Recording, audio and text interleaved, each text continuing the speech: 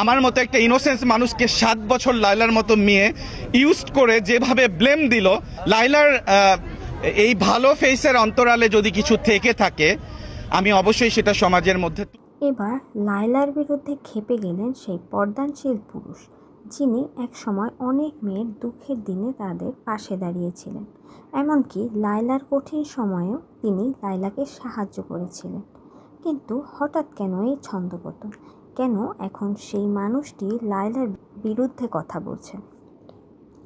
অন্যদিকে লায়লা বলছেন তার নিষ্পাপ মন জানতে চায় লিখন কেন মোহনার বাসায়। লায়লার এই বক্তব্য থেকে অনেকের মনে প্রশ্ন উঠেছে, তাহলে কি মোহনার কারণেই লায়লা ও লিখনের সম্পর্কের অবনতি হয়েছে?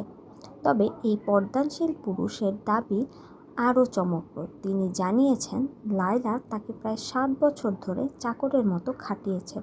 এমনকি তার দাবি লায়লার কারণে লিখন ও মোহনার মধ্যে ভালো সম্পর্ক তৈরি হয়েছিল। কিন্তু লায়লা এখন এসব অভিযোগ সম্পূর্ণ অস্বীকার করেছেন। পাশাপাশি লিখনকে নিয়েও বিভিন্ন ধরনের মন্তব্য করে যাচ্ছেন। তাহলে আসল ঘটনার পেছনে সত্যিটা কী? কেন এক সময় পাশে থাকা মানুষটি আজ লায়লার বিরুদ্ধেই অবস্থান নিয়েছেন?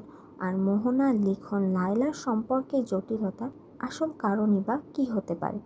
সব মিলিয়ে বিষয়টি নিয়ে তৈরি হয়েছে নতুন করে নানা প্রশ্ন ও আলোচনা।